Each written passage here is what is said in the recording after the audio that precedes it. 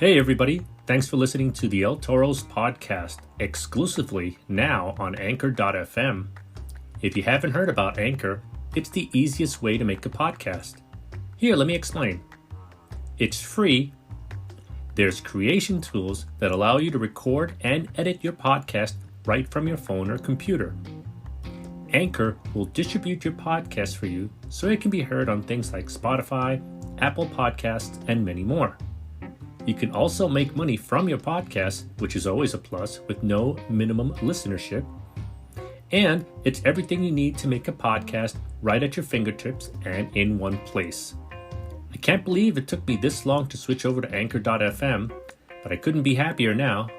So, get yourself started and download the free Anchor app now, or go to Anchor.fm to get started.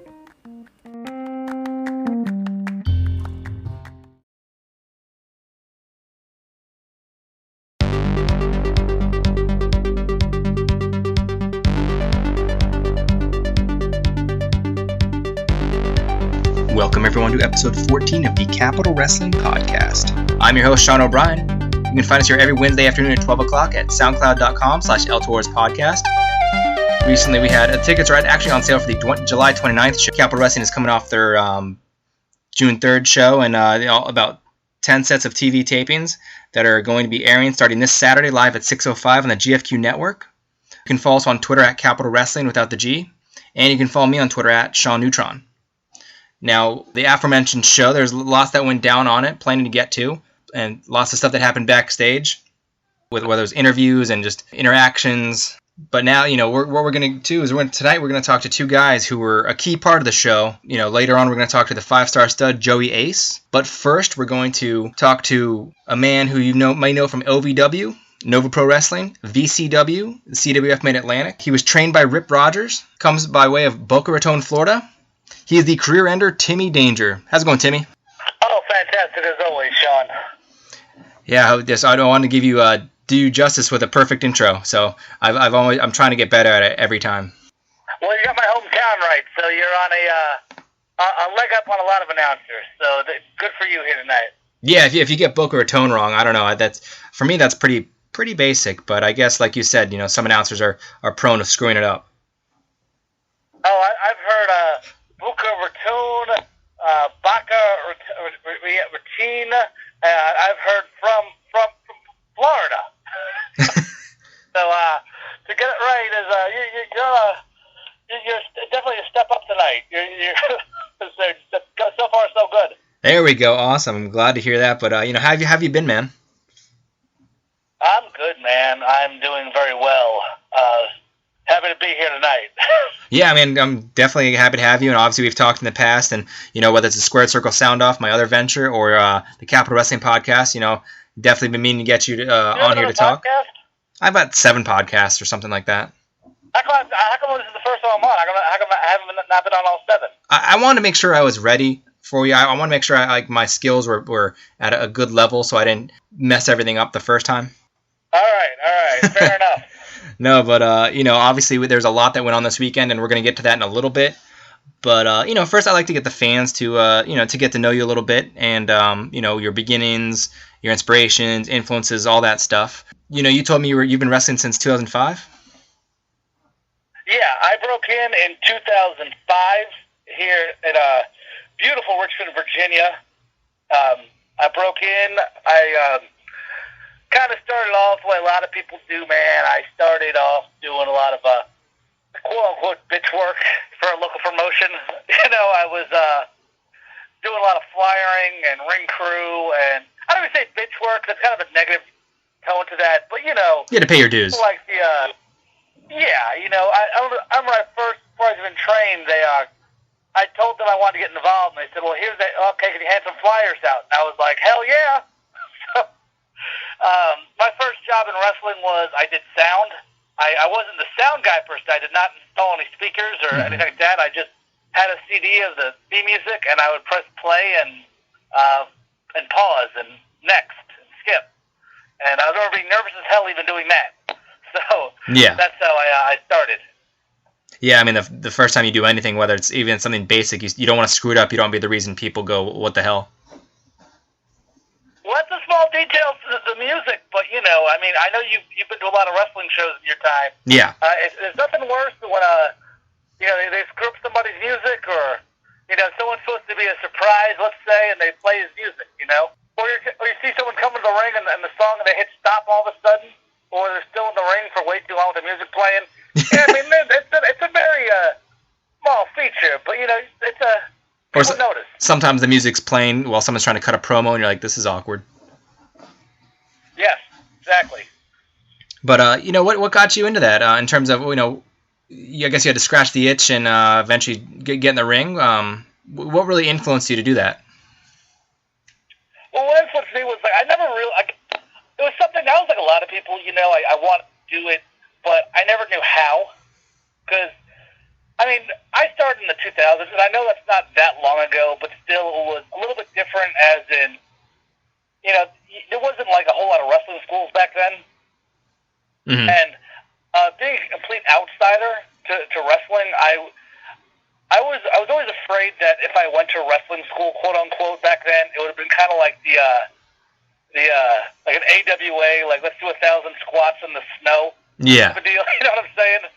So I never really, I liked it, but it just seemed like very unattainable because I knew I couldn't do 1,000 squats in the snow per se. I don't know. But I just didn't know how to get in, you know, because it's something that, I mean, to the average person, you tell them you're involved in the business somehow, they're like, how does that work? Like, how does one do that, you know? Your parents sign you up. Yeah. Yeah, it's like people just don't know. It's still, I know it's not as secretive as it used to be per se, but still in a way it is something very secretive of how to get involved and how to be successful at. I guess what really scratched the itch for me was I kind of just saw myself not getting involved, so I didn't know how, and I met some local wrestlers and a local promoter in Richmond, Virginia, and they were a very untraditional group of guys. For example, some of the guys were in there, if I could just throw their names out there, Chris Sharp, who's a referee all across the country, a very fantastic referee if you had the chance to work with him. Mm-hmm. Chris Silvio was involved in that group. He recently did some NXT spots and Impact Wrestling spots, and has done Ring of Honor in the past. He's a phenomenal talent, you know, jumping his name out there. But they weren't like your traditional promotion in that they ran like every week or every month. They ran like shows downtown Richmond like every couple of months, Mm-hmm. you know? So it wasn't like the whole thing. Long story short, I got involved with a local group called Ground Zero Wrestling in Richmond. GXW. They were a much, yeah, and they were a good group of guys. They were run by a guy named Dave Cullen and somebody called Sparrow. And they ran a much more traditional kind of wrestling school where they, you know, it was, they still taught you how to wrestle and everything, but they ran more consistently and had a lot more shows. And honestly, and not to give anything away, but I do feel like the best way to learn is to be in front of people.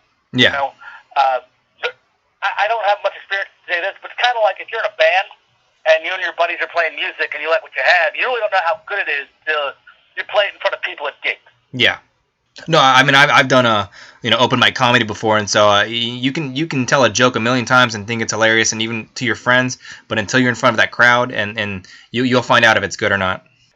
Yeah, absolutely, man, and that's the only way to get better at anything, like, you know, entertainment wise. But yeah, I was with them for a while, and then in 2012 I moved up to Ohio Valley Wrestling, and just recently moved back to the East Coast back in March. So how was that transition for you? Moving back. Well, it's interesting. When I first got to Ohio Valley Wrestling in 2012, it was a lot different than it is now. And I know we were talking a little earlier off the air about you were kind of like saying, yeah, it's still around, or back in the day. It still exists. It's definitely a great place to be.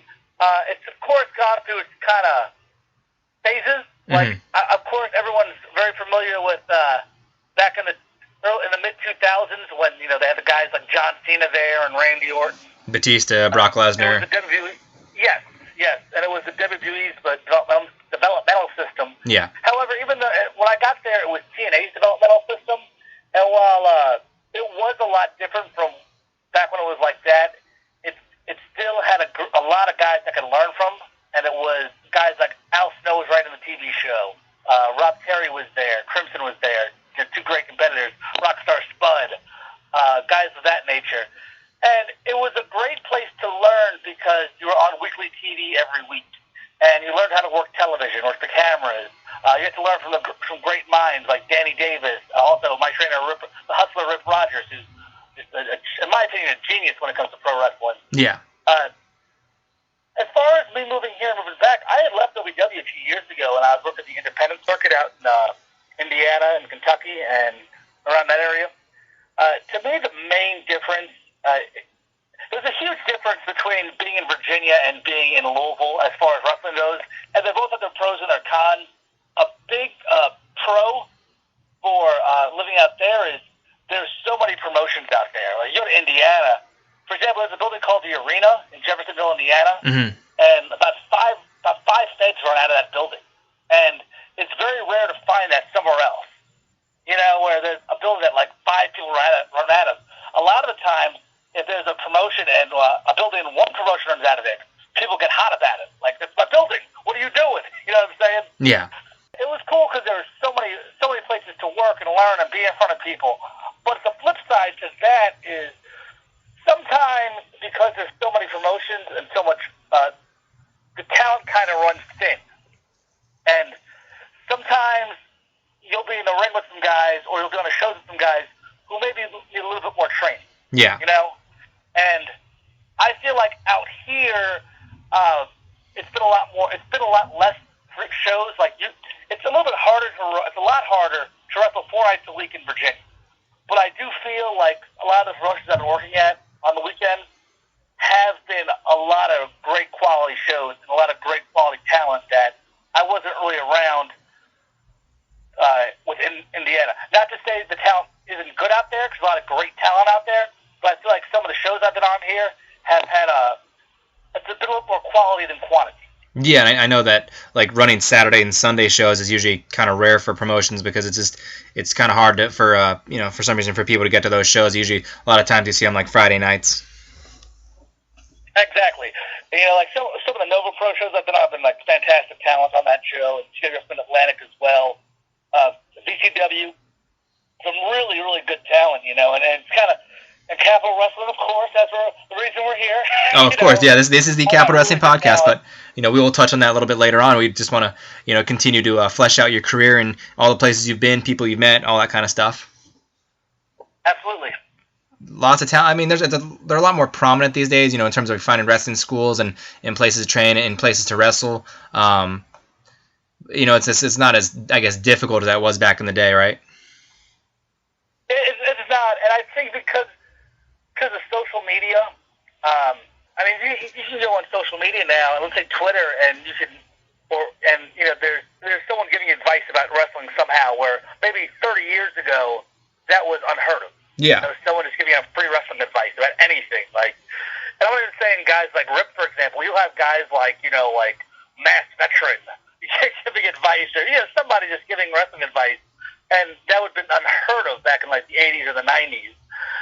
But as far as wrestling schools, though, I do feel like a lot of guys have the story where they go to like their local wrestling school and they do kind of what I did, and they go out to a place like an OVW or like a Dudley Boy school or like an MCW, let's say, or a Ring of Honor school, and or a CZW school, of course, and they take their game to the next level.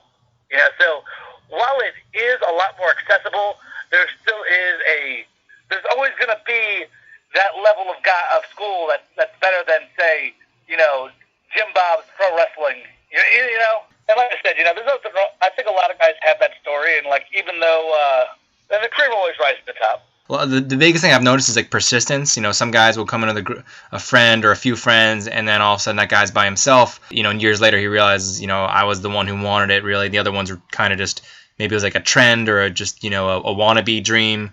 But there's, if you really want it, you'll continue to go after it. I tell you what, man, like, I've heard this analogy a lot, and it's perfect. Signing up to go to wrestling school, whether it's at, let's say, the Performance Center NXT or your local Joe Bob Wrestling School, it's a lot like a horror movie. Because you start off with, say, 5 guys, and slowly they start dying off. Slowly. And it's such a good analogy, but it's true.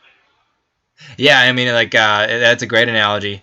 and whether it's injuries or most of the time people just losing the passion, and maybe people didn't even have the passion to begin there. Maybe they're in the beginning they were just trying to convince themselves they wanted to do it. But like they said, you stuck with it. Building your brand and just finding new things that work. But you mentioned you trained with Rip Rogers. How was that for you? I thought it was fantastic. Rip I think he's a great trainer. It was, I really feel like to learn anything in life, whether it is pro wrestling or say it's learning Spanish, or whatever it is, you can't just be a part-time learner. You gotta live it. Yeah. If this is something you want to do, you have to live it. And it was really great because I trained under Rip Rogers. I was very fortunate that it was almost like a lifestyle for us because at OVW at the time, we were running shows a lot. Like we had weekly Wednesday night TV taping at 4400 Shepherdsville Road in Louisville, Kentucky. If you're in the area, definitely check that out. They had Wednesday night TV taping, and then Friday night we'd have a house show. Saturday we might have 2 shows maybe, and then Sunday we had a show. Mm-hmm. And sometimes during the week there'd be a show. So there's a lot of shows, and on Friday and Saturday we would train from, I don't know, it was maybe 9 or 10 to maybe 2 or 3 with Rip on Saturday and Sunday. And I was very fortunate that I had a really good crew of 8 solid guys who were always there. The guys like Dylan Bostic, who's still out there doing his thing on the West Coast now. I believe he's in James Wrestling from Hollywood. Mm-hmm. Phenomenal talent. He was there every week with me. Joe Coleman is a talent up in Detroit right now. Eddie Diamond, who is a former champion in the Midwest, but he's kind of on a hiatus right now, but phenomenal talent. Guys of that nature. They were, every week we were there just busting ass, and it was a great experience. Rip was a very, he knew what he was talking about. He would just, there'd be a lot of tape watching, a lot of drills in the ring, and, it was great. The way his training was, it's found on Twitter. A lot of what he talks about, he'd apply in class. So it's very kind of, some would say an old school mentality of wrestling, but it was great. You kind of, one thing that I learned a lot from there is I kind of learned who I was in the ring. Mm-hmm. And what I mean by that is sometimes you'll see a guy, and he's just really good, and you kind of, I don't want to think it's envious, but you kind of doubt yourself. You say, well, I'm not as good as this guy. But you realize you don't have to be that guy. You can be yourself and learn what it is that you do. Because sometimes you'll see a guy, take a Shane Strickland, for example, who's a tremendous high flyer. Yeah. You'll see a guy do moves like Shane Strickland, and you're like, well, I can't do that. But you don't have to do that if you can't. You learn how to be yourself and learn what you do well and extenuate your strengths and not do your weaknesses. You can't do a 450 like Shane Strickland, then don't do it. Yeah. I mean, you see a guy like The Miz, and he's been successful for how long now? And, he's not sitting there doing shooting star presses or anything. Exactly. And if there is something that you feel you can get better at, then definitely practice it until you get good at it.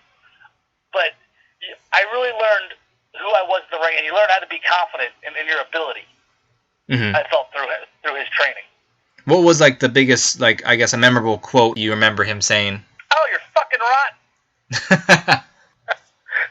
I will tell you, the first weekend, he didn't tell me I was fucking rotten. I thought something was wrong. I was like, see you later. Okay, see you, Timmy. I see him I follow him on Twitter too, and I see some of the things he says. And one of the biggest things he said I saw is that when it comes to, I guess, the way they book heels and faces, you never let the babyface throw the first punch in interactions because never. No, I don't understand why the WWE loves to do that with John Cena, Bayley, various examples there. It's like if this person's supposed to be a good person, why are they assaulting the person and not even saying any words? Well, there is, like anything, there are exceptions to the rule. True.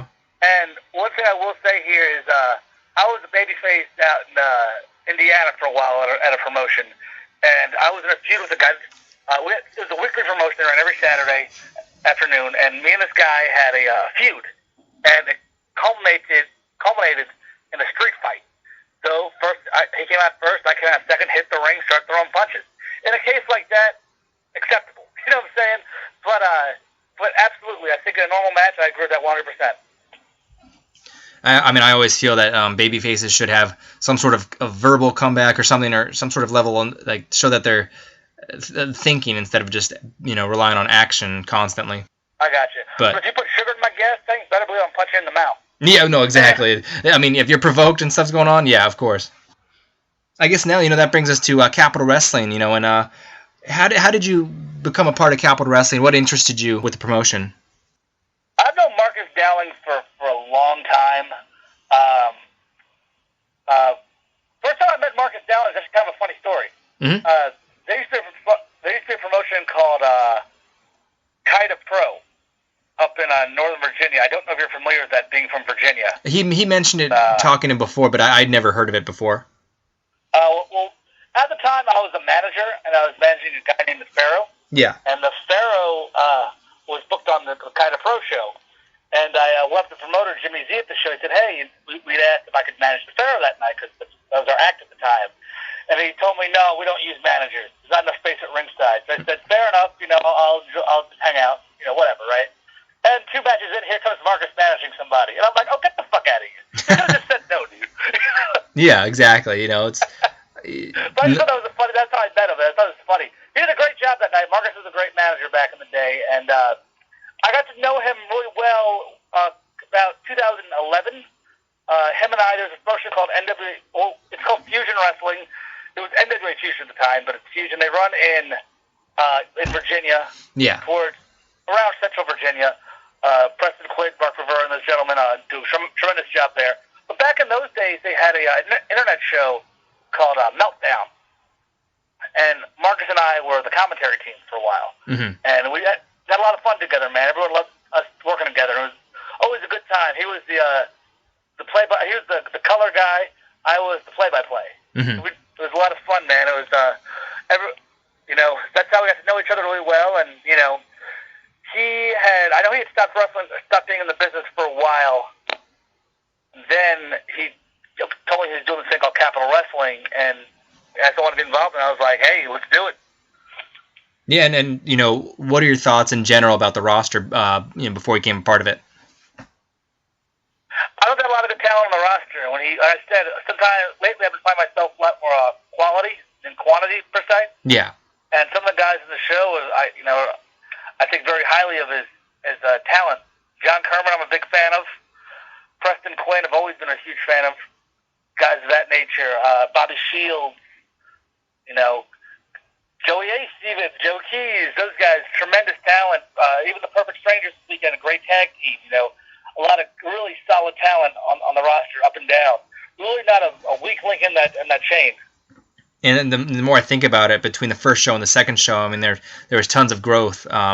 Whether in the obviously there's quality from the first show, but they just added on to that in the second show, and it just to see that growth is just really really fun. Exactly, and I know sometimes you have a first show, sometimes things can be awkward. The feeling out process and anything. Yeah. So you groove, and I think this last show, I think they really started finding their groove. And yeah, what were your expectations heading into June 3rd, based off what you saw from the first show? Well, I mean, I knew I had a good thing going. I knew it was going to be, a good event. So when I went in, I wanted to go out there and just do business and do the best I can and get myself out there. And I feel like I accomplished that.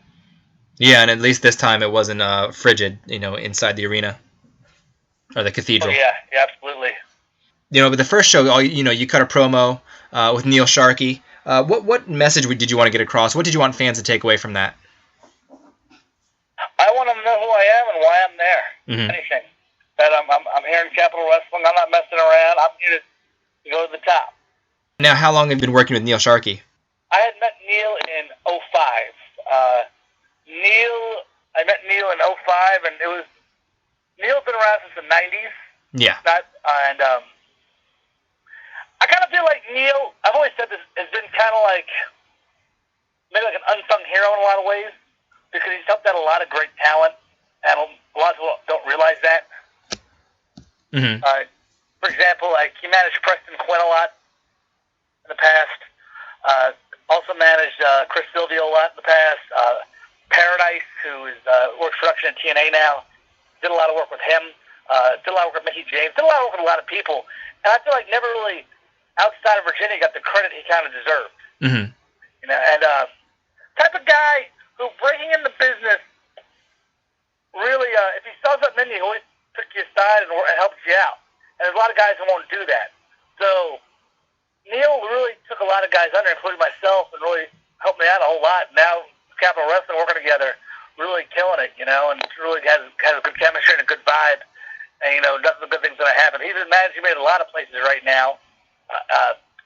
DCW, for example, he's been managing me, and we're just doing the damn thing, man. So do you guys do the drive together, or? Yeah, of course. Mm-hmm. So yeah, that helps build that camaraderie, and you know, I guess, you know, you're always trying to soak in information like a sponge. Oh yeah, we kind of learn from each other these days. You know, Neil's the best. Now this show, you know, you were obviously, we had the setup between, you know, Joey Ace and Joe Keys. You know, the winner of that got to tag with you against the perfect. Hey, can I just talk about Neil Sharkey real quick? Oh, sure. Further, Neil Sharkey is probably one of the best managers in pro wrestling, and that's not me, you know, blowing smoke up anywhere. But you've been on a lot of wrestling shows. Yeah. I mean, you've seen a lot of wrestling shows. I've done a lot of wrestling shows. There's so many bad managers out there. Yeah. There's some. You agree? Yeah, there's some really awkward ones, and they're the ones who try to get too much attention and don't try to get it to the wrestler enough. You know, and I've been a bad manager in the past, you know, when I was managing, but there's so many ones who are just someone's friend or someone's girlfriend or the promoter's kid or the promoter themselves, and everyone thinks they can do it. This guy, Neil's one of the best pound for pound. Mm-hmm. A good manager can do so much for a match, and Neil does that. You know, Neil knows when to do what he has to do. Neil's timing's impeccable. And there's a buddy of mine out in Kentucky who I've even sent some of Neil's stuff to say, hey, watch this guy. Watch everything he does as far as his promo, as far as his positioning, his timing. Neil's one of the best out there. Like I said, never really got the credit for it. I think he really deserves a lot of credit for what he does. Yeah. No, definitely. I mean, definitely. I'm glad we got to give him that spotlight because, you know, watching him the last few shows, he's definitely. I mean, even though he wasn't on the first show in terms of like the in-ring action, you can still see, you know, how you feed off of him and you know, the energy you get from him. Yeah, of course. Joey Ace and Joe Keys were slated to face each other, and the winner would team with you versus the Perfect Strangers, and you were announcing. So what provoked you to all of a sudden let me just stand up and interrupt the match? Well, I felt like both men had given their all in the match, and it really showed me that they wanted to be a part of what I'm doing. Yeah. And they wanted to be a part of because I'm going straight to the top of the Capital Wrestling, so why wouldn't you want to be a part of that? Mm-hmm. So I saw they were giving their all into it. I didn't anyone half-assing anything. They were giving everything they had in the match. And if you ask me, I felt like the fans, you know, didn't really deserve to get into that match. They don't need to see who the better man is. They know these are two great competitors, and with me leading them, they can go even further. So that's why I decided to stop the match. How much did you know about both competitors prior to the match? What were your thoughts on them? Well, I knew Joey Ace had been trying to get into Capital Wrestling for some time. Yeah. That was the worst of the grapevine. He kept asking, "Do you have something for me? Do you have something for me?" And when it finally was, he went and took it. That's the kind of guy I want on my team. I don't want a guy who's like, "Oh, it's an opening match." I don't want that. No, a guy who's going to take the brass ring. He sees it, he's going to grab it. Joe Keys, I know he's a guy from Maryland. Same situation, trying to get a spot, trying to get on, trying to get his name out there. They're trying to be his own man, and he got an opportunity, and he went and took it.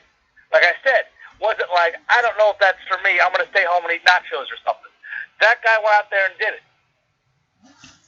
No, definitely. You know, both guys are, like you said, busting their ass, and they're top quality competitors, and they don't always have that. They don't just always have that the skill, but they also have the charisma as well. You know, they definitely carry themselves very well. Oh, absolutely. They just need some guidance, and that's where I come in. Yeah, exactly. And you know, that's, you can definitely, just like Neil can elevate you, you can elevate other performers as well, whether you're managing them or whether you're teaming up with them. In this case, the Perfect Strangers happened to get Ronnie Burton to even the odds. What were your thoughts on the match as a whole? Well, I thought he should have kept playing guitar. I don't know why he was getting involved in the match. The match specifically said that it was us involved. He wasn't on the contract. When I got the contract, made up, I did not see his name anywhere on there. I said me and, a partner of my choice. I chose two partners. It did not say anything about this other guy who was just there to play guitar. That doesn't make any sense to me. Why should he was there to play guitar, not wrestle. And unfortunately, you guys came up on the short end of things. I don't know about that. I didn't. Joey lost, not me. See, this doesn't make any sense. See, that's like the guy making the barbecue saying, hey, I want to wrestle too and get involved in the match. Makes no sense. See, he should have stayed there and played guitar, let us handle business, and just do the thing. Mm-hmm. Now, as far as us being the short end of things, I was on the short end of nothing. Joey A, he was the one who was pinned, not me. You know, the team wasn't able to pull out the win. You know, I guess after the match, though, you were able to pretty much decimate the entire field. What were your thoughts on being able to do that, and what was the reasoning for doing that, really? Well, the only way to lead is by example. So, if I had gone to the back and said, here's what you should have done, you know, that doesn't work. Now, if I go out there and say, here's what you're supposed to do, and I go out there and do it, I can tell them. And then they go, oh, I see what you're saying, Timmy. That's where I come in. I'm guiding them by example. So I lay out the Perfect Strangers, lay out Ronnie, lay out the rest. I even laid out Joey A's just to prove a point that, look, here's how it gets done. And I had to show Joey Keys, too. He's trying to walk off on me. I said, no, you don't. This is why I'm guiding you to the top. Listen to me. Boom. Silencer. And then I just left the ring. Because that's how you lead by example. You can't just tell people. You have to show them. Now, would you refer to that as tough love? I wouldn't say I love them, but I would say they definitely need some of my guidance. Mm-hmm. I guess, where do you believe this puts you and the two of them in the future of things? Well, definitely, let's hope on the next encounter they have take some more of my advice, get their act straight a little more. And I could definitely see some tag team titles in the future, you know. Definitely titles, definitely gold, definitely main events. That's where I see in the future. And definitely even more members into my little gang here they call the Danger family. That would definitely be a force to be reckoned with. And I just have one quick question. What's your budget like for hairspray every year? What are you, the IRS? Hey, as much as you spray, man, that can't be cheap after a while. What are you, the IRS? You trying to audit me here? I mean, geez. It takes a lot to look this good. And, you know, you mentioned other shows you got coming up. I guess, you know, we're focusing on Capital now, but, you know, this is the chance to plug the other shows you got coming up this weekend and in the future. Obviously, you'll be there July 29th for Capital. There's going to be a lot of great stars coming to the roster, great matches set up. But what do you have on your horizon? I have Vanguard Championship Wrestling this Saturday in the 757, the Norfolk, Hampton, Virginia Beach area. Definitely check that out online. I'm wrestling Livid the Clown. Actually, I'm beating Livid the Clown this weekend. Gonna make an example out of him. Gonna just, you know, do very bad things to him in the ring. So if you thought I did Saturday at Capital Wrestling was bad after the match to the Perfect Strangers and Ronnie and the Danger family, what I'm gonna do this Saturday, Live the Clown, is even worse at Vanguard Championship Wrestling here in Virginia. Definitely check that out. Tickets still on sale, fans. The following week after that, I'll be at Megastar Pro. They're running their first show in the Virginia area. Definitely check that out. I'll be at Pure Pro Wrestling on July 8th down in Pelham, North Carolina. Mm-hmm. And the following weekend, July 15th, I will be at CWF Mid-Atlantic. That's down in North Carolina as well, Gibsonville. Great crew of guys there, great talent down there. So definitely, if you get a chance, Google them, YouTube them. They got a lot of great matches down there.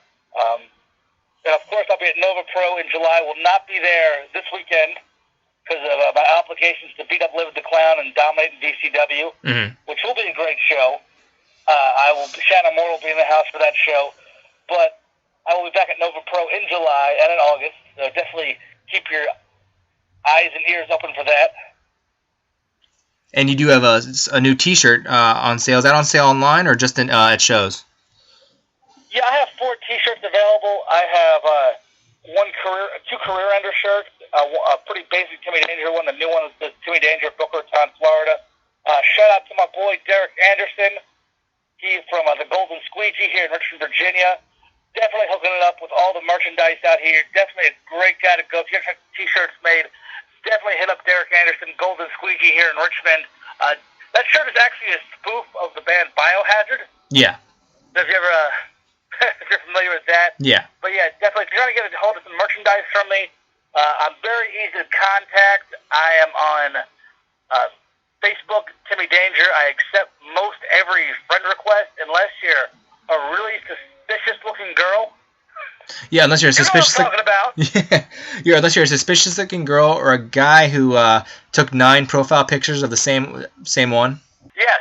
If you're really suspicious looking, if you're a hot girl with a duck face with one mutual friend, maybe I won't accept that. But most of the time, I will accept friend requests. I try to answer most messages as long as you're not really weird. Yeah. You know. But if you have a T-shirt request, you want to pick up a shirt from me, hit me up on there. Timmy Danger on there. I do accept PayPal. Where can fans find you on Twitter? I would say on Twitter, Timmy Danger. All my stuff is just Timmy Danger, which is pretty easy. Timmy Danger on Twitter.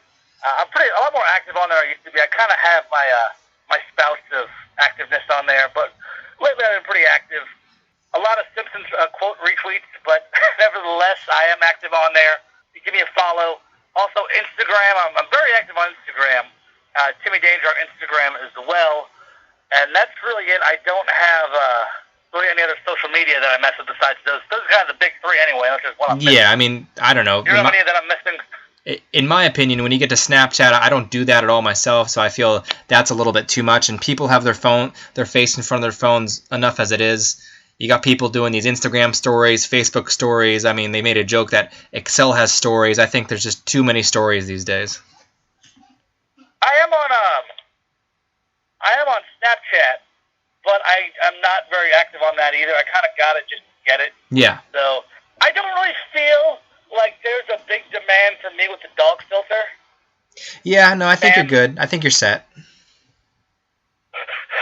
This is a demand for me with the dog filter, and to see what I'm eating and see my daily routine. I guess there's really not a demand for my Snapchat.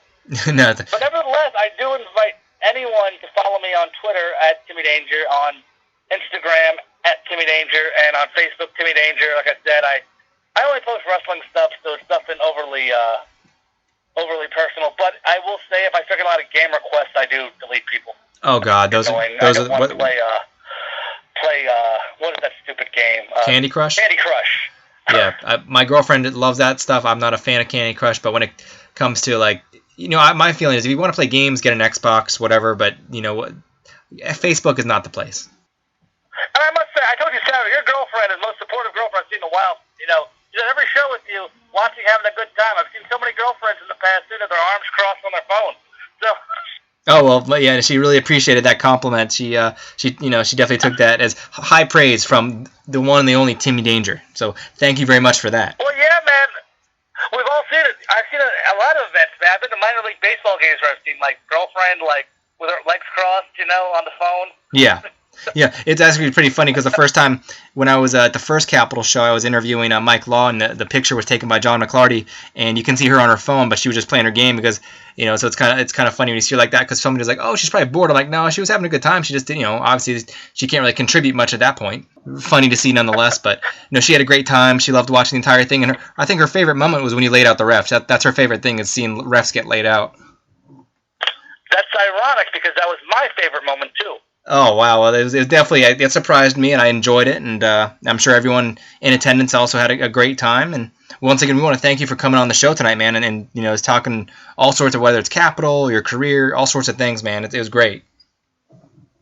Awesome. All right, well, I will see you soon on one of your 6 other podcasts. I look forward to being a guest on there. What are your other 6 podcasts? Are they just all wrestling related, or are they No, it's the other one's a Squared Circle Sound Off, and I've debated doing a pop culture one, other wrestling one, but now I guess there's only so many hours in a day for now. But I'm gonna try to work some things out, and maybe in the future, I've got my own SoundCloud channel, but we'll try to see what we can do. It's just a wrestling podcast. For now, yeah, just 2 wrestling ones. Yeah. Okay. So you don't have one about your radical political views, and not one on some weird knitting hobby or nothing. Then no, and I'm not. I keep my political stuff to myself and my friends and family. I don't try to pollute the social media airwaves with that. We're gonna take a quick break, fans, and then after on the other side of this, we're gonna talk to Joey Ace, the 5-star stud, and we'll get his thoughts on Capital Wrestling's show this past weekend. And see what he has to say about Timmy Danger, who laid him out with a DDT. So let's take a quick. I'm sure he'll understand. Actually, that was not a DDT. I laid him out with the silencer. Oh, I'm sorry. Or he will silencer, and he will agree that what I did was the right thing, and that he needed to be shown. Look, Joey's a hothead. Listen, I know this.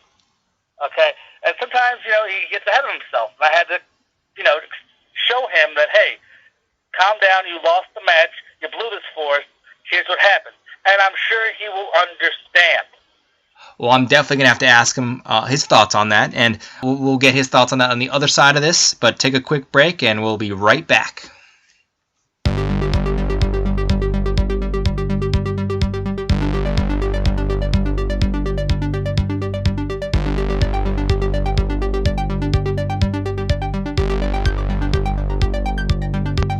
And welcome back to the Capital Wrestling Podcast. I'm your host, Sean O'Brien.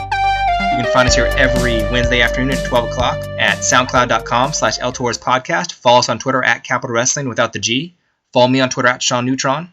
I'm going to take this a minute to do my cheap plug for my other podcast. It's the Squared Circle Sound Off on WLWstudios.com/Squared Circle Sound Off. It's on iTunes, TuneIn, and Stitcher Radio via the Midnight Jury feed. So go ahead, check that out. It's every Thursday evening. The archives are there right now. I've been doing that since November. So there's about 31 episodes in the can, so go listen to those. Plenty of great guests, and WLW Studios has a lot to offer. So we just got off the line with Timmy Danger, and great to talk to him and get his feelings on the second show for Capital Wrestling, and also find out about his career. Great to talk to him, all sorts of wrestling. We'll look to talk to him again in the future. But he was definitely an integral part of this second show, but also our next guest was. And you might know him from FTW, Warriors of Wrestling, ICW, 2KW, Fighting Spirit Wrestling, FWE, Tier 1, and Legendary Action Wrestling, and now most recently, Capital Wrestling. He is the 5-star stud, the salty dog, Joey Ace. What's up, Joey? What's up, man? How you doing? What an introduction.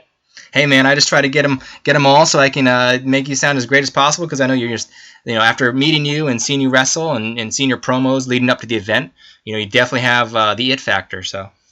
Thank you. It was really great to meet you at the show, and I noticed you came up, you shook my hand, and I saw the way you introduced yourself to other people. Definitely, that goes a long way. It's a great first impression. Thank you so much, man. It was just happy to be there and just to see everybody. It was like everyone was so warm and loving and just interactive. It was just a good time, man. Definitely a great environment, and you could feel the energy in the building, even if people were just sitting around at first, waiting for stuff to set up. You could still feel that it was, great things were about to happen. Mm-hmm. So I know what you've been up to lately, is aside from the obvious. Just training, wrestling.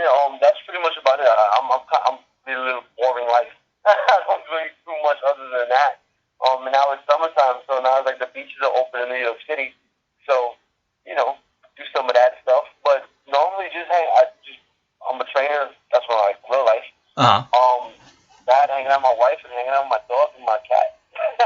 Well, I'm going to have to go get some duct tape, because I think you just broke kayfabe. Oh, man. No, but I think it always connects people to see what the person actually does and the grind that they go through. So, I have my Clark Kent job that I have, so definitely much respect for that. And obviously it plays a huge factor in your wrestling career, so. Oh, yeah, man. It does, but it is what it is. Did you study fitness exercise science in college? Well, I went to college, but it was like something different. It was like EMS school, so I did that. But when I got out of high school, I took a little bit of a break. Then I just got into personal training, but I didn't go to school for it. Mm-hmm. So I just kind of ended up working at a gym, and then just got certified through the gym. It was New York Sports Club, and that was about 2009. And that's how I got into it. It was just like, hey, look, I want to wrestle, and I want to do something that's going to complement my wrestling, and kind of give me a free schedule, kind of do what I want. And that's how it just happened. And from New York Sports Club, I went to Crunch, and now that's pretty much been it for the past 8 years now. So you've been training since about 2009 or so? Yeah, and it was around the time I started wrestling too. So I started training like April of that year, full wrestling training out in around Concomar, New York, out in Long Island, at this place called Fight the World Wrestling, and that's where I started. And I was there for a couple of months and had my first show, and I remember it being Summer of Sin, I think it was. receipts on that. It was 2009 in July. So July 18th, 2009, I was like in a Four Corners tag team match. Mm-hmm. And it was me and Earl Cooter against Dan Barry, Javier, Boondocks and Rip Manless. Boondocks, who is now Angel Ortiz, one half of the TNA Tag Team Champions. And we went up against Adam Cole and Ryan Stark.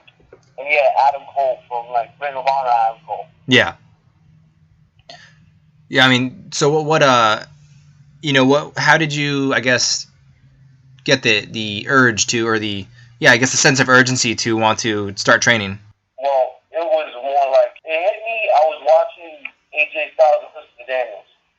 And I was watching it one of their matches on, it was an Impact. It was a random Impact. And I just saw them, and it was just I just got that itch. Mm-hmm. And I got the before, I was watching, you grew up watching wrestling. I grew up on WWF and WCW, the whole Monday Night Wars and everything. But that, it happened later where it was just all right, now I need to do it. It needs to just happen. And my first time, my first going to see what was up with the wrestling school, I went to Johnny Rogers School. And I'm man, I'm 17 years old, 18 years old. And I walk in, it was in Dumbo in Brooklyn, downtown Brooklyn, and I go and I meet him, and we talk for about an hour and a half, and he showed me all his, all the pictures of everything he's ever done, and all this other stuff, and some of the guys that were there. And he tells me, he's yeah, man, it's, $3,000, but if you're in school, it's 17, it's 1750 or something like that. And I'm just getting out of high school, and I'm just damn, I don't have that money. But I didn't tell him that. I was all right, cool, thank you. And, I walk out, and I'm shit, that's how much it is to train? Yeah. I'm how am I going to make this money? So I pretty much just sat in front of a Starbucks and cried my eyeballs out, how am I going to get this money?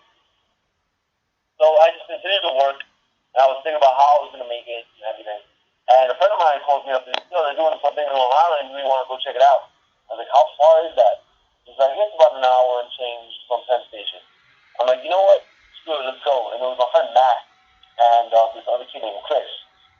And we just go, and we pretty much, that was the end of it. We went there, we trained.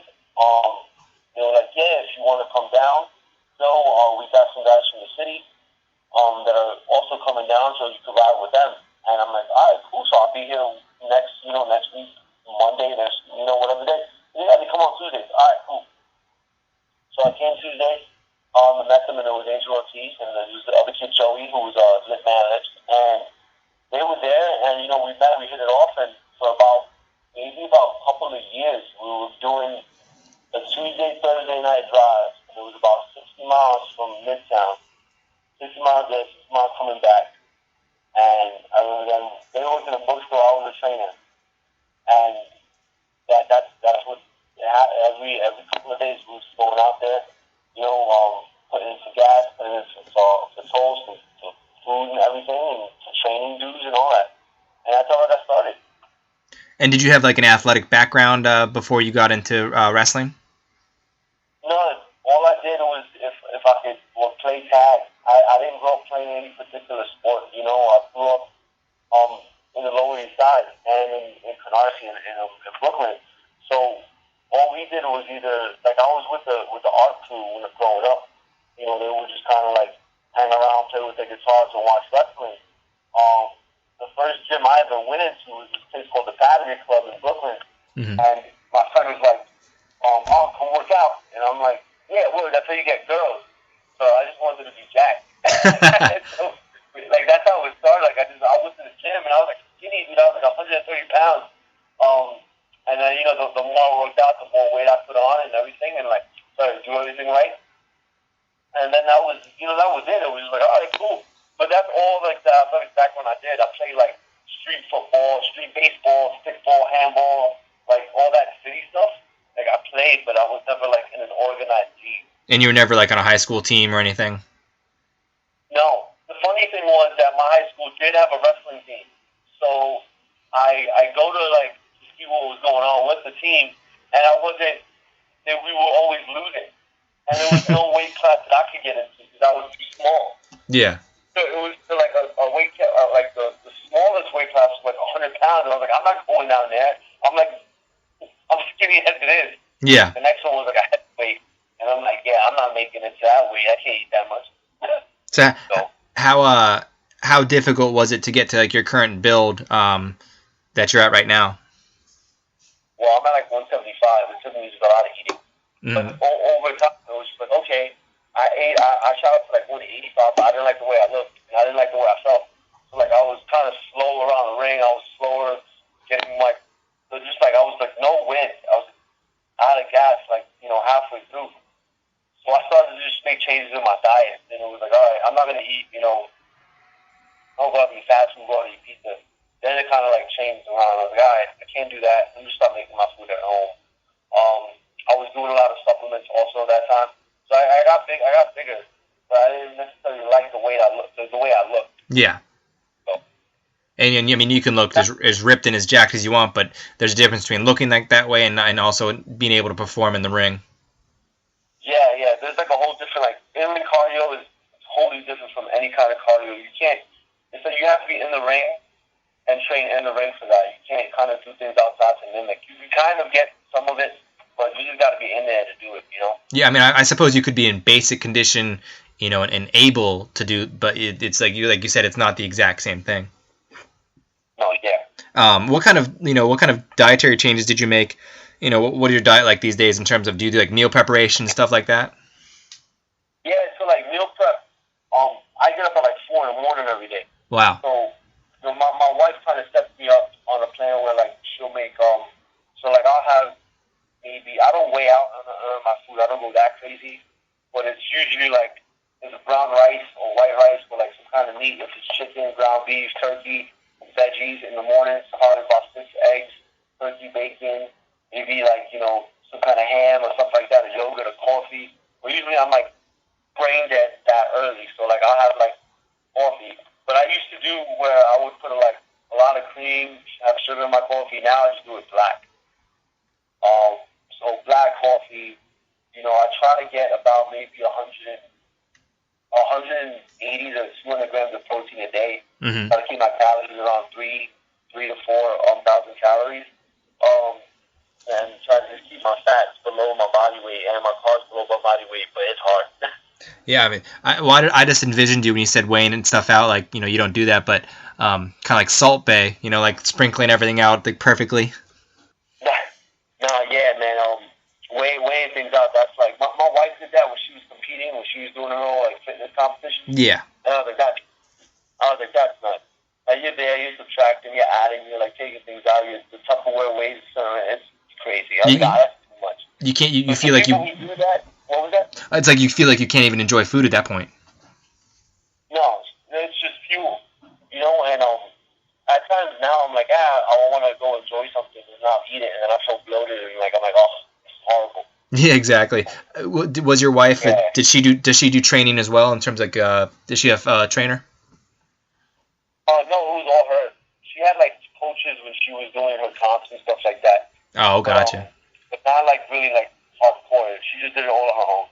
And how big is it? For her to be like your rock and help support you with your dream. Nah, man, it's like the greatest thing in the world. It's awesome. How long you guys been married? Oh, now it's gonna be 3 years in October, and we've been together 8. Oh wow, man, that's impressive, and congratulations. Yeah, man, thank you. Was she a wrestling fan when you met her? I was wrestling when I met her. I had like the show, and I just saw her at the show, and I was like, oh man, this is gorgeous. And I didn't talk to her like then. I was trying to. Then a friend of mine kind of set it up, and then that's how it happened. And then she was coming out to the ring with me for a couple of years, so that was cool. Mm-hmm. Did you guys get married in a wrestling ring? No. I'm just teasing, but no, you've been with all sorts of promotions. You've been with Warriors of Wrestling and Tier 1 and Fighting Spirit. You started with FTW, and now you're with Capital. What attracted you to Capital? It's different. The characters are different. The whole like TV show format for YouTube, I love. Yeah, it's just a whole lot like different products and something to kind of allow you to have a freedom to kind of just be yourself and just do it in front of a crowd and kind of like play around with TV and all that stuff. Yeah, I had Matt and Marcus on here last week, and Matt has told me, that you had an infamous 45-minute discussion on the, riding the trains in New York. What kind of a relationship do you feel like you have with Matt? A great one, something that's open. That conversation actually was sparked. Something that it was more like it bothered me because I wanted to be in Capital and I didn't want to feel like I was begging to be somewhere. And yeah, you have friends in the business, and sometimes you don't want to ask, or you're hesitant to ask because that's kind of what comes up a lot, and it ruins some friendships. Some people get bitter, and some people are like super close, and they work everywhere together. Mm-hmm. So with the thing was, I remember asking about it, and he said to me something about if something opens up, he'll let me know. And not that it hurt, but it frustrated me. It went down to like infuriating me. And it was more like, I'm guessing you don't see something in me enough to book me. Like, so we had this conversation, and it was more like, the guy that he had there had like, a really bad falling out. I'm not going to mention names. People already know what the deal is. Yeah. And that upset me. That hit me in a certain way in which I'm like, wow, these people are hype, and the hype don't deliver. And then behind the scenes, crazy things happen. So it was more like I told Matt, there's people out there that are doing crazy, nuts-like things, horrible things, and at the same time, there's people out there who are exhausted, who are scratching and clawing to be in spots that he's in, and are up late with a broken tripod and a cell phone, recording promos, trying to get better, working on their craft, doing what has to be done outside of the ring, outside where people don't see what's going on, to just have those couple of minutes in front of a camera to be pushed on, social media, or wherever, like, kind of avenue, like the wrestling, the outlets being put out on. Mm-hmm. But the way I guess I conveyed my passion for it, he does. And another thing was there was like something to prove. So with me, it was more like, okay, he doesn't believe in me. I know he does. Probably doesn't see something in me. So screw it. The cat's out of the bag. I know. So let me just go out there and just deliver. Let me just go out there and just be me. Let me stop holding myself back and holding myself, like these little insecurities in my head of X, Y, and Z. Let me just go do it. Mm-hmm. And that's what happened. And in that conversation, it just all came out. And he was just like, I want you in Capital. And I was like, let's do it. And I saw, I think it was last week, you cut one hell of a promo for Capital. And I mean, how important is that for guys to be, practicing that every day, whether it's in the car by themselves or, like you said, with a broken tripod? How important is that? I think it's, I don't see a lot of it. A lot of promos like, I guess you see the indies or like these are the Northeast or like just like the New York City like independents, and I don't see a lot of it. There's like that whole thing where everyone's diving and doing crazy stuff, and that's on the flip side, I guess I don't see a lot of characters. And a lot of the stuff that inspires me is like watching Randy Savage, The Rock, Ric Flair, Stone Cold Steve Austin. All these guys who like command your attention. When you watch TV, you're drawn to it. That's what you remember. That's like, oh man, those catchphrases and everything. Like I remember one of these promoters back a few years ago was like, Joey, you need a catchphrase. and I couldn't think of one. And I'm like, oh, I'm Joey Ace, and I couldn't gravitate towards this like image of me that I had in my head. I was trying to take things from everywhere and place them together, and it doesn't happen overnight with anyone. Everyone kind of evolves into their own character when they start really thinking about it and what they want to portray. Mm-hmm. I was like, oh, let's try to be this high roller from Las Vegas. And I was watching Ocean's 13, and I'm like, oh, this is cool. This guy wants, the 5 Diamond Award for the restaurant. Oh, I'm 5 stars. Oh, 5 stars above the rest. Ace is high, Diamond shine, place your bets, come 5 stars above the rest. Mm-hmm. And that was like something I was trying to, put, and I couldn't get it to where I wanted to get it. Like, so, as I was constantly saying it to myself, I would wake up and I would say it. I would go to bed and I would say it. I would walk down the street and I would say it to myself. And I'm like, I'm not this high-rolling guy. A guy who came from nothing, got himself a little place in Queens, worked really hard. And I like punk rock, and I like all these old, like, I like classic wrestling, the old stuff, the stuff that, my generation grew up on. The type of music I like listening to. And I listen to everything, but mostly it's like, it's hip-hop and punk rock. Mm-hmm. From like the Ramones to Jay-Z, back to the Ramones, And I'm like, there's a swag here that no one knows about.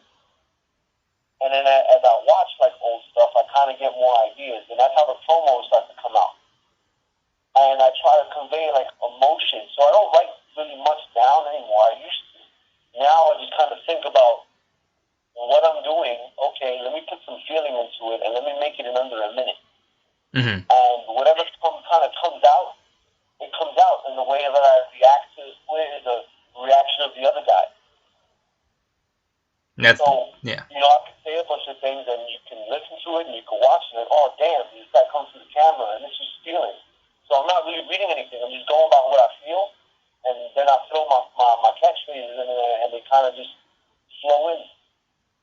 That's the biggest thing, like you said, a minute long, is being concise, because, there are those times you see guys that give long promos, but a lot of times, you lose the attention span of the viewer, so to be concise and make your words matter, that's pretty key. Yeah, and it's kind of like, a song, like, I think of, like, promos too, like quick ones like that, like a song lyric.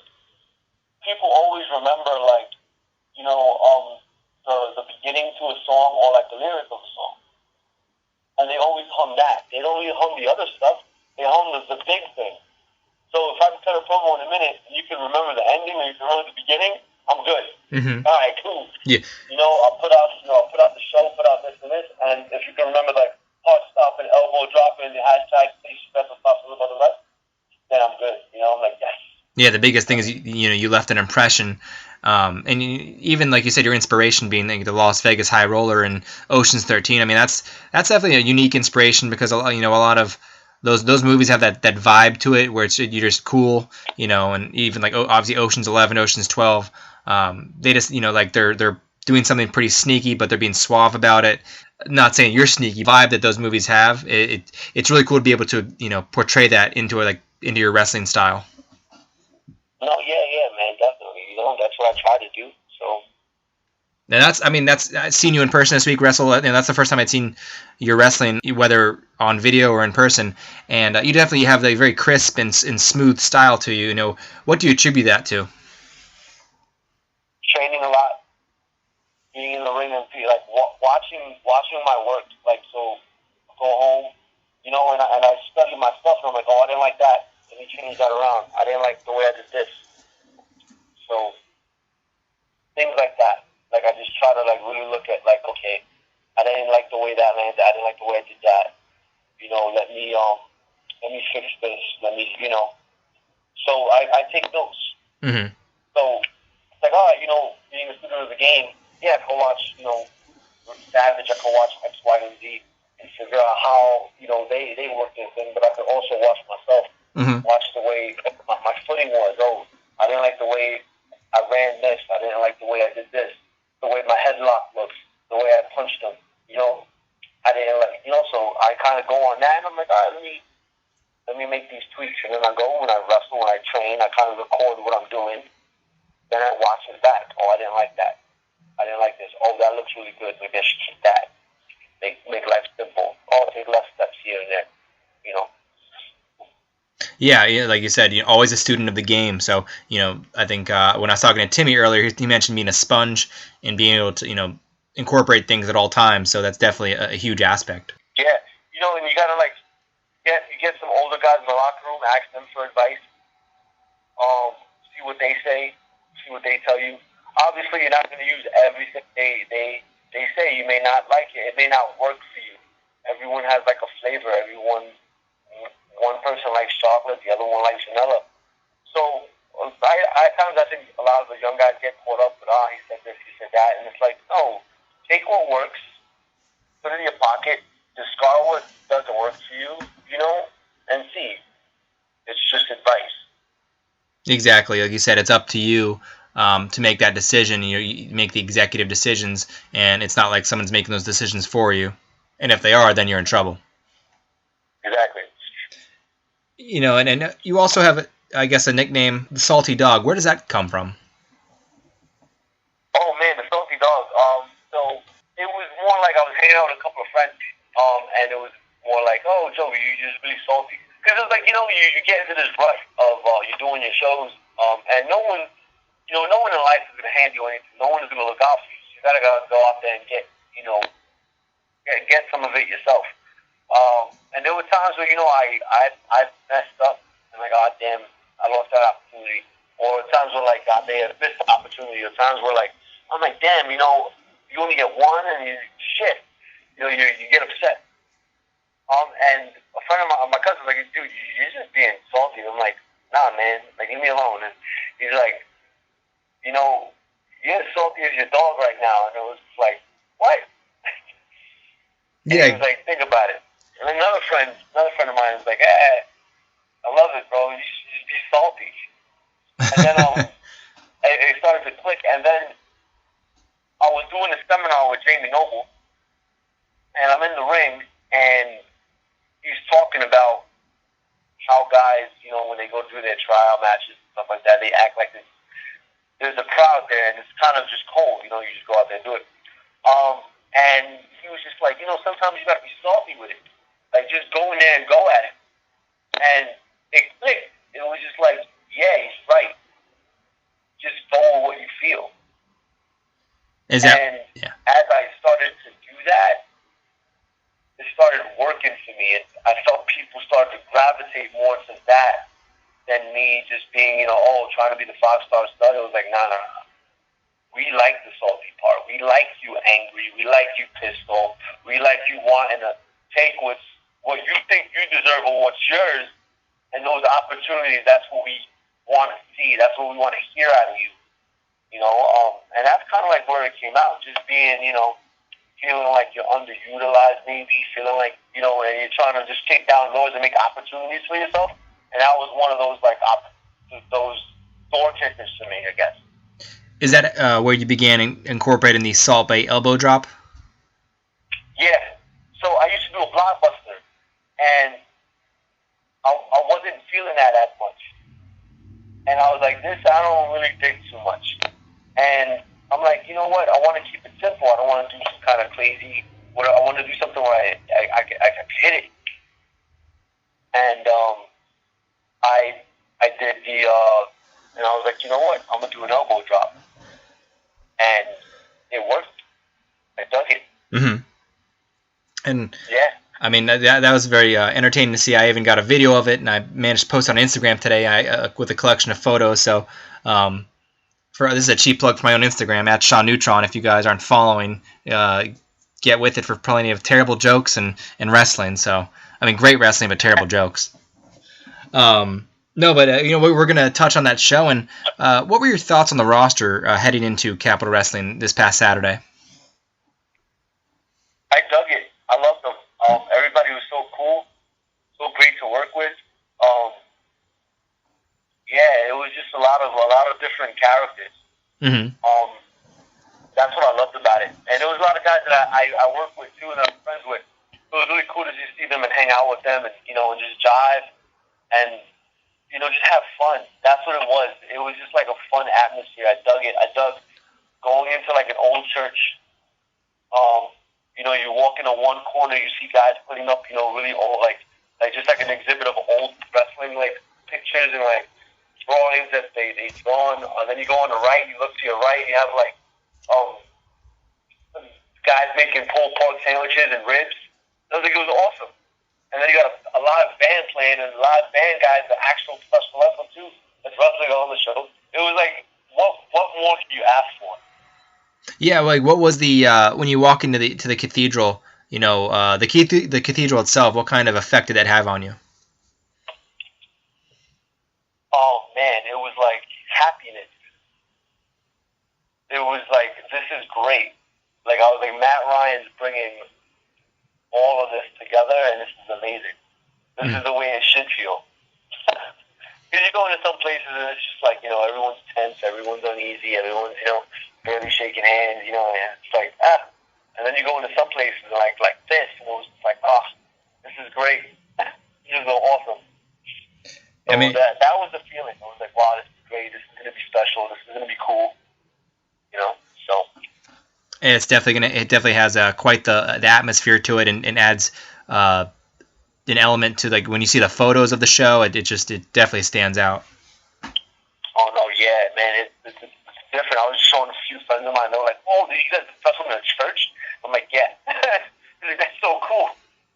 And there's like the whole ambiance, from it, and like every kind of, it's just different. It's like you can take a picture here, you see the windows, and you take a picture here, you see like the stage where like the altar is. It's just cool. Yeah, and you weren't there back in March, but that show was there was no heating that show, and on top of that, it was quite cold outside, so it was freezing. And by the time we got to the main event, we couldn't even feel our feet. So that's nuts. This time around, you guys had a better go. Yeah, a lot of the guys were telling me, they were like, "Yo, man, it was cold, it was bad," and I tell them, "Hey, man, sometimes you get that."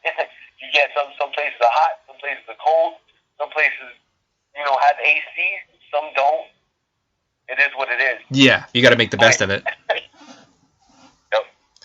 I mean, I felt bad. I felt bad for all the guys. Obviously, taking your shirts off to wrestle, and when it's that cold, it's like, damn, I'd be wearing a jacket and pants. But no, but this show, Ian, there's a loaded card, plenty of action. There's a great main event with Colossal Mike Law and Preston Quinn. But you kicked off the show with Joey Keys, and it was you had an opportunity to team up with Timmy Danger to face the Perfect Strangers. What did that opportunity mean to you, and what was your mindset heading into that match with Joe Keys? I wanted to steal the show with Joe Keys. I wanted to tear it up. I didn't know him prior. I never met the kid before then. I went in there and I'm like, I want to tear it up. And that was that. Would I like to have a finish for that match? Of course I would. If it was up to me, I would have finished him with the elbow drop right there. Not savage elbow, 1, 2, 3, damn. Doesn't matter really what team I'm on, don't matter. I just wanted to finish him.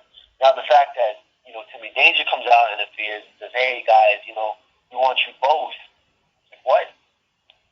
You couldn't let me beat him? What's your agenda? What makes you come out here and like, oh, you pick us? Look, I don't know what Joe Keys' thing is, his idea in his head of what he wanted to do, what was going on, but I wasn't really cool with that.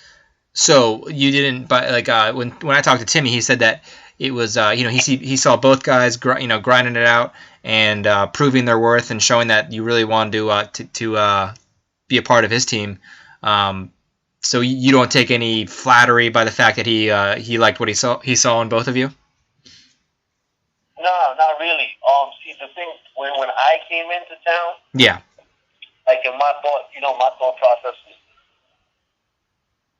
I just want to go in there and win, kick some butt, yeah, and make a name for myself. Not with anyone, and that was it. But that was the foot in the door. So whatever he did to get to to make that happen. Thank you. Mm-hmm. But the way he went about it, I didn't dig too much. That was that. And what happened at the end of the night? Well, we saw, like you said, I'm kind of the person, as I'm watching the match, I love closure, and the fact that I couldn't get closure on that match, you guys were tearing it up, and we're having a great match, and great way to kick off the show. For me, I was like, damn it, I wish we could have seen who would have won. Maybe down the line you guys have another singles match, that'd be fun to watch, but so later on, he decides he wants both of you in what was essentially would be a handicap match versus the Perfect Strangers. And then all of a sudden they bring out Ronnie Burton as their third person. What were your thoughts at that point?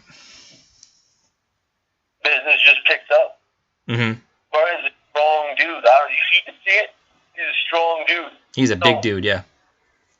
Yeah. There was a going into that, like, all right, okay, handicap match. I don't really agree with it, but we gotta do what we gotta do, right? We gotta win. That's the whole point of the game, right? But then when they announced they had Ronnie coming out, total game changer. I didn't know what to expect. I mean, he was big and he was strong. I know where he trained from. He trained out with Black and Blade Wrestling out in Iowa with Seth Rollins. I'm like, this guy's the truth, man. This guy's gonna hurt somebody when he gets in that ring. And I'm like, I don't want to be the one to get hurt. But what happened was I got hurt. Yeah. Unfortunately, you guys came up on the short end of the stick. And when I talked to Timmy about that, he said that it wasn't his fault. He wasn't pinned, is what he made it sound out like, in terms of that it wasn't his loss. So what are your thoughts on that, where he kind of places the blame on you? Well, I never asked for him to snag me up and be a part of his team. That's one. Mm-hmm. Two, I didn't like his attitude going into it. So yeah, I tagged myself in. The crowd wants to see an elbow drop happen. I wanted to give him that elbow drop. Unfortunately, it didn't happen. Unfortunately, I got suplexed. I got glory bombed on my nose. And then after that, I got DDT'd. Mm-hmm. So was my partner. So was the referee. See, I'm not about that life. I'm not going to go out striking officials, striking my partner. Take the loss. I didn't like taking the loss. Mm-hmm. But I had to eat it. But my problem was eating it alongside him. I felt like he kind of came in intruded. It was like, we're going to have this team come out with his hairspray, smelly, disgusting hairspray, spraying his hair with his old man manager.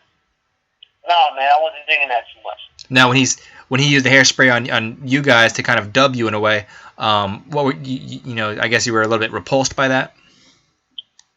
Of course, you just spray me with hairspray. I had enough stuff I have enough product in my hair. Somebody come out with their own product on me. We might have to bring out the fire marshal at that point. What happened is my hair's flammable. So, we get to the point where, you guys are all laid out, unfortunately, and I asked him if it was tough love, and for him it wasn't tough love. He saw it as teaching you guys a lesson, and hopefully that will keep your mindset focused in the future. Where do you think this leaves you and Joey Keys and Timmy Danger and the entire situation heading into, the future shows for Capital Wrestling? We'll just have to find out. Uh-huh. You will just have to find out. I'm not going to say a word. Oh, I mean, does this leave you in your mindset? I mean, does it leave you bitter? It leaves me salty. It's there you go, salty. There, of course, that's a great way to cap that one off. Yep. Now, salty. So we will have to see what happens with the Danger Clan in the future. Joey Keys, Timmy Danger, Joey Ace, Neil Sharkey. Well, there was definitely a lot to get to on June 3rd at Capital Wrestling at Cathedral Hall. Now, do you have upcoming shows, merchandise that fans can buy, social media? Well, my social media, you can catch me on the Salty Dog Joey Ace on Facebook. You can catch me on Twitter at Joey Anthony 88 on Twitter. On my Instagram, I'm at Joey Ace 88. I have 8x10s and t-shirts, but I don't have my stores in the works right now. My website's in the works. Mm-hmm. Once that goes up, you will get a blast. hey, share it, like it, do what you got to do. My merch will be up there. So that's it on that. And the next show I got coming up is June the 10th. It's Warriors of Wrestling. Mm-hmm. It's in Santa up at the Front Station. So that's the next one that's coming up.